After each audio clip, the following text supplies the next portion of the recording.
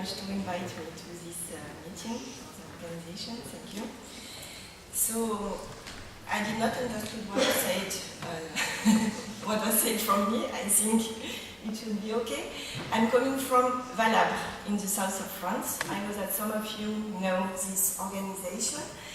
In Valabre, we have different departments. I am working with Colonel Picard in the Test and Research Center of the Entente, which is called Serene. The Entente is an interdepartmental public entity. We work for the South Department of France, which are mainly concerned by forest fires. And so we have this experimental center where we have different missions. As you can see, we do tests and experiments. We do applied research in forest fires. We do research of fire cause because we have a specific device to identify the accelerating product, either for forest fire or for urban fires. And we do expertise in European projects, and since 8 years now we are involved in crisis management projects, mainly on natural hazards. We have a specific laboratory in order to choose the chemical additives that will be used by aerial means and ground means.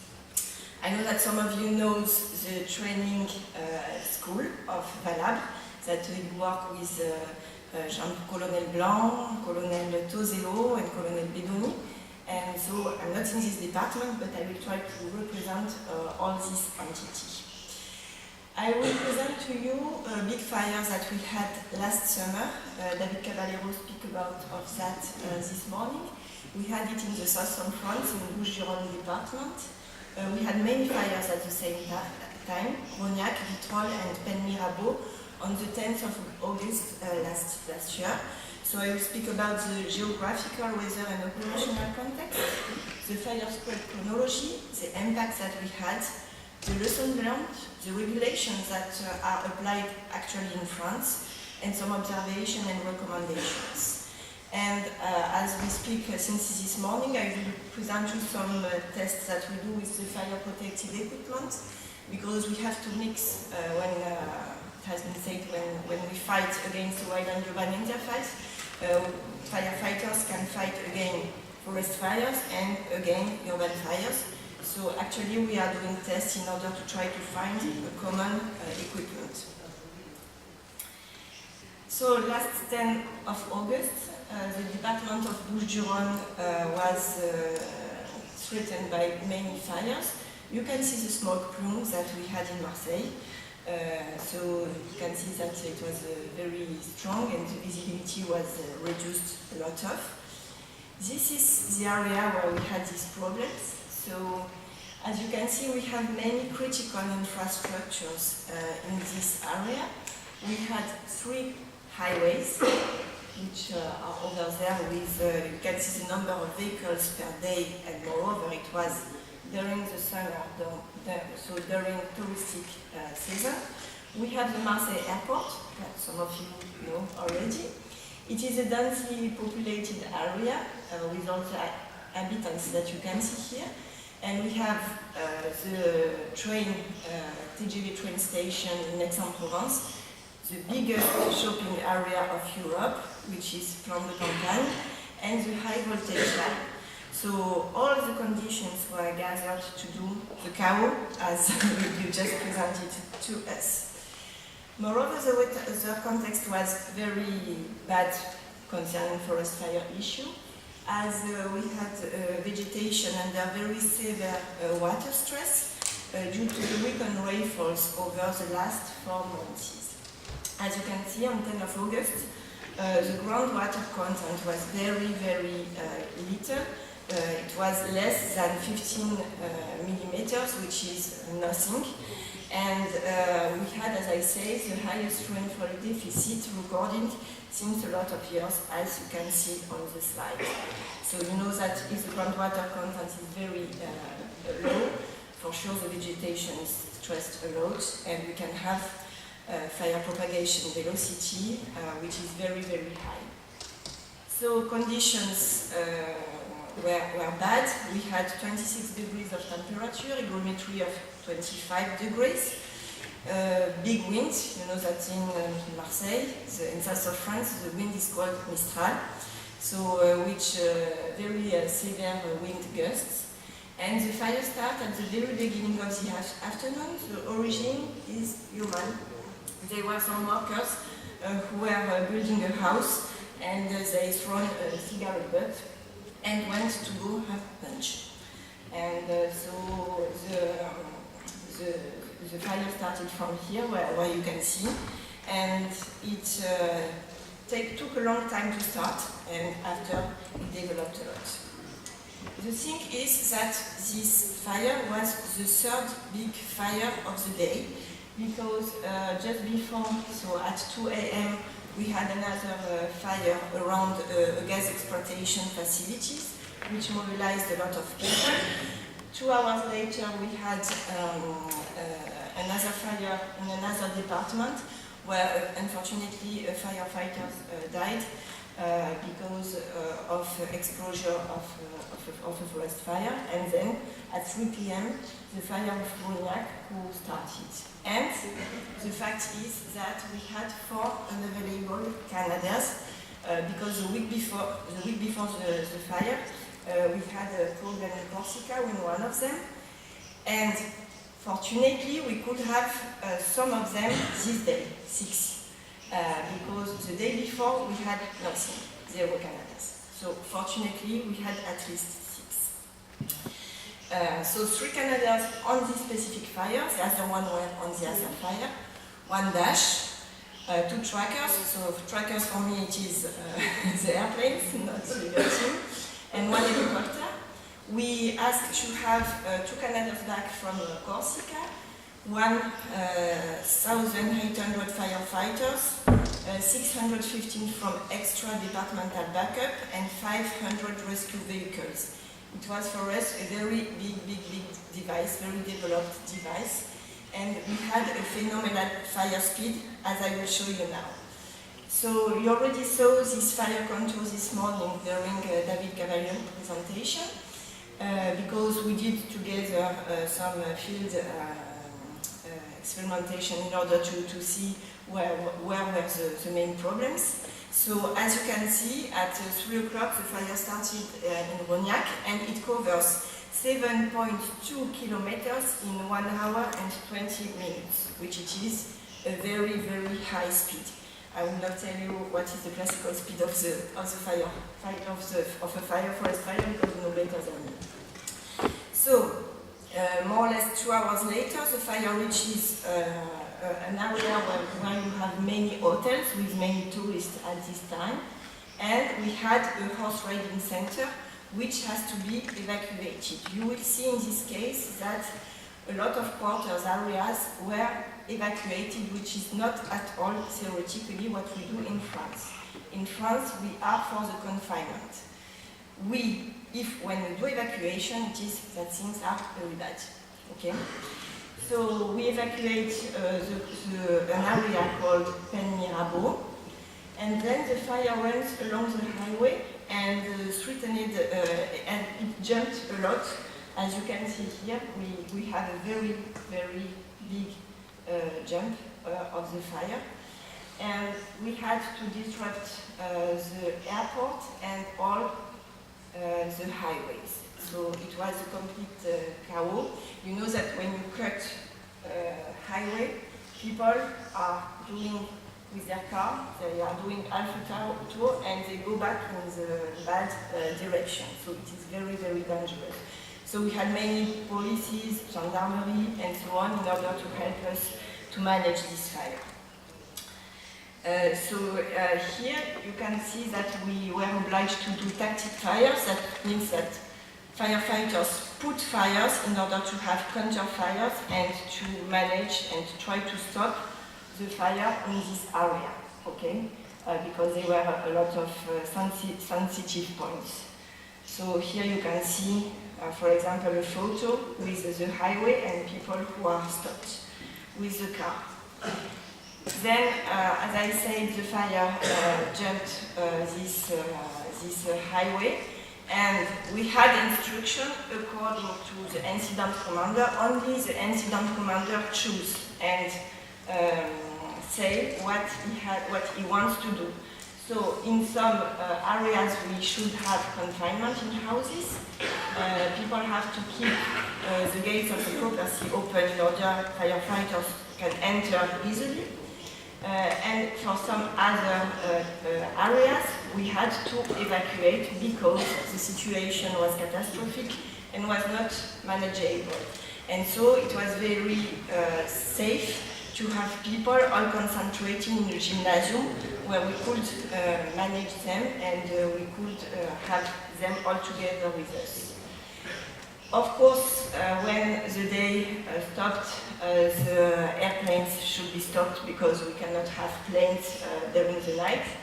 We had the comeback of the water bombers at the very beginning of the day after, and at the end of the morning the fires were under control. And we start what we call the fire cooling phase, which is an operation which took between 2 days and 3 days. So 3 days in this case, in order to prevent reignitions. So at the total we had 2,500 hectares burned in 5 different cities. Here you can see images from the airplane of the firefighters of the Bouches-du-Rhône department. It is a very nice tool because it helps the zonal operational center to give priorities to fires. Because as you said before, if you ask to someone what is the situation, it is always catastrophic, so you can have the maximum of means. And with this kind of vision, this kind of images and video, the incident commander can choose, and the prefect and the zonal operational center can give priorities to the various fires, knowing that in France, the initial attack and a starting fire is always a priority. We prefer to stop a fire which just ignites, stop it and we don't speak about it anymore, and go back after to the fire which is under development. Except if we have a lot of lives which are threatened, of course. So we have worked with ONF in order to see what was the impact of this fire on the various constructions. They set up a methodology that you can see here with 5 levels of damages. Level 1, no damage except vegetation, and you go up to level 5, which partially or totally destroyed houses. So they made all the houses that were present in this area. And the result is the following. 170 buildings or peripheral facilities were impacted at levels 2 and 3. 39 partially destroyed, 15. And 24 houses totally destroyed, which is quite good for this kind of situation that we had. We observed that the main house damages were in the main axis of the fire, except one building which was outside the fire perimeter. It was damaged inside because the fire came through the openings. We set up experimentations during the one project that we had 10 years ago with David Caballero, and we did experimentation on various material. And we gave some regulations and some recommendations for the construction of the house near this forested area. And from the recommendation of, for sure, what we heard since this morning, it is to close everything when a fire approaches. The financial impact on the town infrastructures. So the damages are estimated at 3 million euros for the city of Vitrolles. There is a professional high school who was completely destroyed. It was new, so in fact the students never went inside. It was more or less finished, and they should come 1 month later, and so they never seen this high school. Concerning private companies, there was a destruction of a restaurant, a garage, and we had subsidy from the department to the city of 1 million euros. The global cost is estimated at 37 million euros, which is not what we used to have in France for forest fires at Wild and Urban Interface. So 1,000 people were evacuated, as I said. We gathered them in gymnasium. We had people having smoke intoxications, mainly firefighters and policemen. Those intoxications came when they were really at the interface between urban fires and forest fires. And we had 6,000 to 8,000 people impacted, with for sure possible psychological impact because they were very afraid, and a lot of people had to be rehoused. What can we have as lessons concerning the positive factors? We could remark that where the regulation compliance were applied, which is 50 meters in France, no houses were burnt. Where all the positive factors that I showed now, it is where we didn't have any damages on the house. So when we had this clearing compliance, when we had no vegetation in direct contact with the building, when we had access pass greater than 3.5 meters. Why? Because if it is less, firefighters cannot enter easily in the properties. When we had for sure the presence of the firefighters or the residents, because they know how to behave. In the south of France, they are really responsible. They know how to behave. They know that they have to shut everything, that they have to put water in the wall, in the roof. They know that. When we have the enclosure walls of more or less 60 centimeters high, we limited really the impact of the radiation. It is one of the conclusions that we had several years ago during experimentation that we did, and now it is applied. For sure, when we have no flammable material around the constructed elements, and when we have the resistance of construction elements, as for example wood or aluminium shutter, for sure if we have a PVC shutter or gutter, it is as you had nothing. You must have the doors and other opening closed. For example, you see on 7 and 8 the photo. For sure, at one moment the fire can enter, but in general, we ask that we have a minimum of 30 minutes of self-protection, because it is more or less the time required for firefighters to arrive. And if possible, maintain garden watering. So a lot of people are doing that in south of France when they know that perhaps their house will be threatened by the fire, and if they are for sure in their home, they water everything around their properties. Negative factors, when you have no one, so neither firefighters, neither residents, when you don't respect the regulations that are in place, when the access paths are lower than 3 meters, and it is very important because 80% of the damaged houses had an access path lower than 3 meters. And from these results, we have new regulation in south of France, which is for me exaggerated because we pass from 3 to 6. Okay? I will present after the prevention plan that we have specifically for the interfaces. Up to now, in fact, it was 4, but 3 theoretically is sufficient because the fire truck, it is 2.5 meters. Okay? And now they want to have 6 because of this bad result. So the poor maintenance of garden, of roofs, when you have pine needles, as you can see here on the top of the house, for sure, the fire will propagate easily on the gutter too, because very often the gutter are full of these pine needles, and so it is very bad for sure for the fire propagation. And when you have a closed material storage as wood here, plastic, furniture, everything that can be in contact with the house. As we said, open shutters, open doors, single glazing. You know that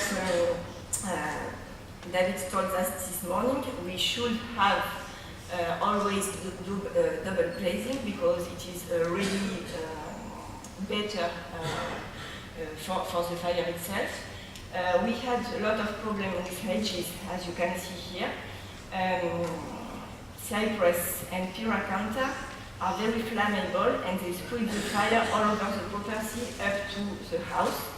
And in this particular case, we had a lot of temporary housing because we had some agricultural areas, and in fact it was a reconversion of agricultural building in temporary houses in order people to work and to be in situ easily.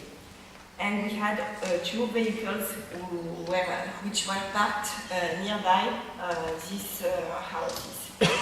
So, the French regulations, it is really mandatory if you live in an area in less than 200 meters of a forested area.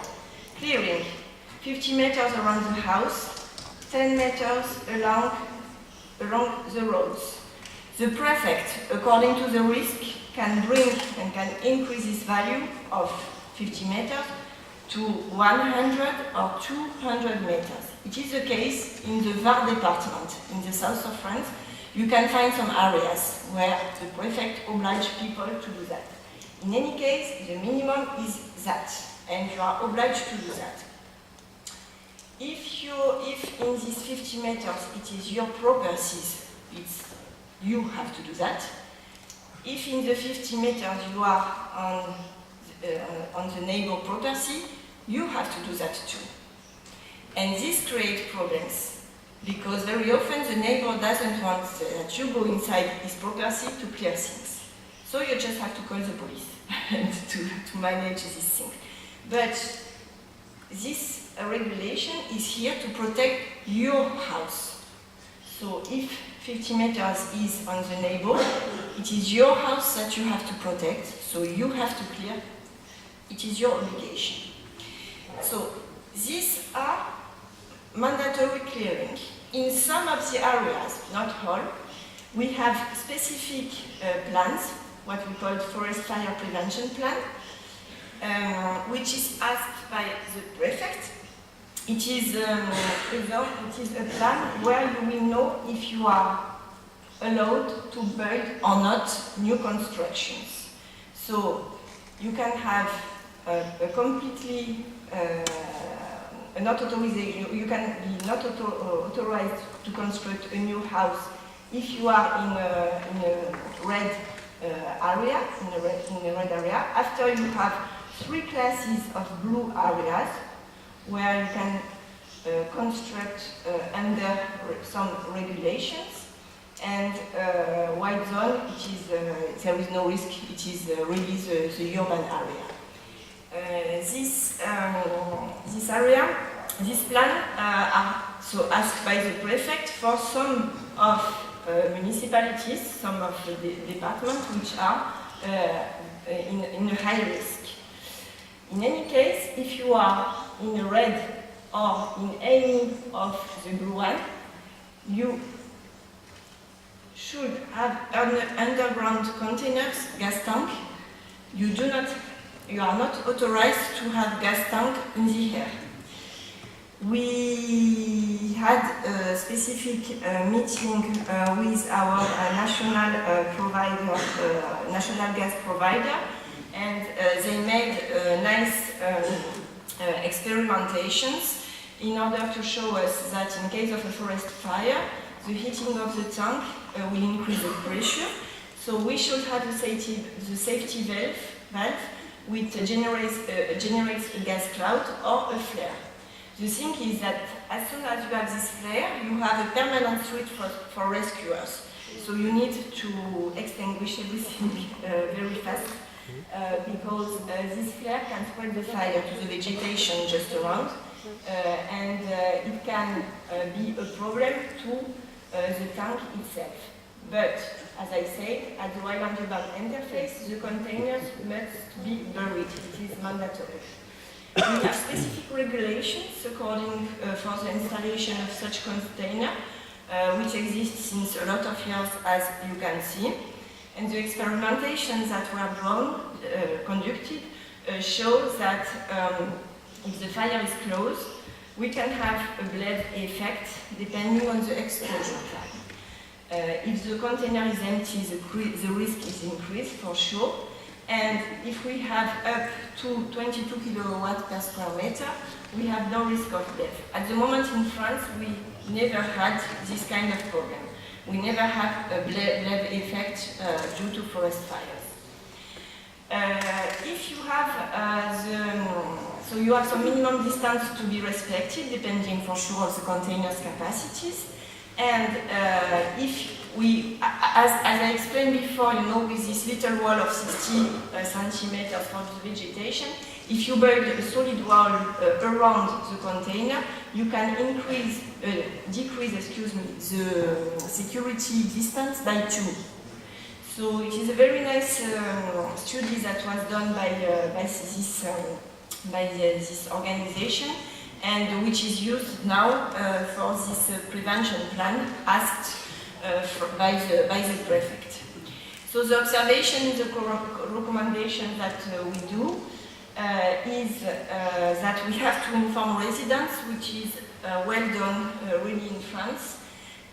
Some of them doesn't want to clear because it costs some money, and they say, oh, it will never happen to me. So we have specific cells coming from our foresters, and we see that if we want to have some results, they have to go twice in the field. So they go a first time, they say you have to do that. They go a second time, they didn't do anything, so they do a second time, they put repression, and here you have results for the people who doesn't want to do the clearing. In fact, it should be mandatory, it should be, the mayor should force them to do that, but if the mayor does that, after he will have problems and he will be unpopular. It is the reason why we thank the foresters, because they are more they can convince these people. So the clearing, I repeat, at 50 meters is absolutely necessary, but for sure it is not always sufficient. We saw since this morning a lot of examples, because sometimes we have to improve equipment, and we have to improve the defendability by reducing the building vulnerability. We just speak about that, the shelter, the glazing. We must have less flammable edge, small walls. We have to increase the width of access paths for forest firefighters, and eventually, why not, when you have a swimming pool, to be equipped with thermal motor pumps that you can use in order to defend and to protect your home. So we have to encourage clearing, but in France we cannot provide aids or tax incentives because it's a legal obligation. But if you don't have it in your country, why not try to do that for you? We can provide logistic support to the population, for example, by collective service to evacuate green waste, which are very, very dangerous. In any case, in some areas we need political to solve this issue. And for sure, all the map risks that have been done are used to create this prevention plan concerning forest fires.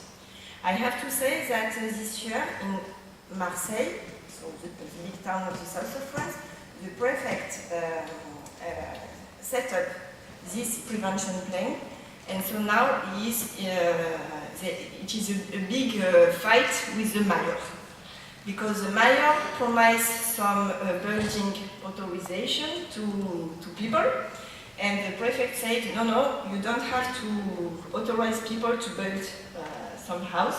So now it is a war between both of them. So when you want to apply something, sometimes even between authorities there is a problems. So we have to improve behavior in some of areas, so stay home, unless otherwise requested by authorities. As soon as there is a fire, we are in favor of the confinement. And as you can see, cold opening, turn gas off, immerse gas bottle in pools, avoid panics, park the cars with their window shut against the facade opposite to the direction, and so on. I will not repeat because we spoke about that since this morning, and we can see that we have all the same conclusions, which is very, very good. In France, and it is always in Valabre, we set up some brochures in order to explain to people what they have to do. We explain them the forest fire risk. We have a checklist concerning safe house vulnerability, and so we explain them the good practices in case of fire, Valabre, and with our Forest National Office. So, do you have time? Fine, okay.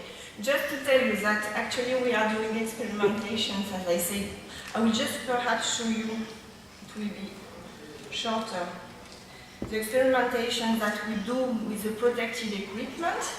We have been asked by the ministry to test various protective equipment that could be used for both forest fires and urban fires. So we made a lot of experimentation. We tried to reproduce a radiant panel which could be very high. In fact, we took the equipment of one firefighter who had an accident, and we tried to have the same impact that he had on his equipment during the accident with our experimentations. So it is a mannequin, of course. He is equipped with flux meters and thermocouples, and we tested 25 equipment, which finally was very useful because some departments wanted to buy this tenue, for example, and we saw that there were a lot of weak points concerning many things.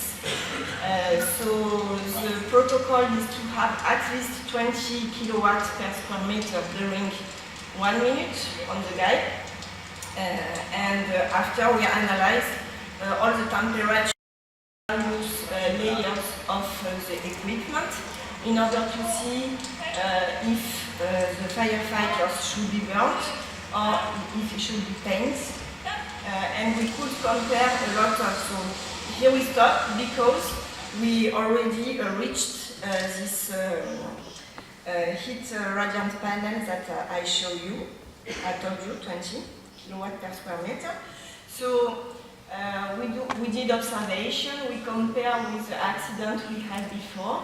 For sure we had two kinds of tests, the dummy test that you just see in our laboratory, and the physical tolerance. So dummy test which is only for the thermal testing, and we do too the physical tolerance trials with some volunteers, firefighter volunteers.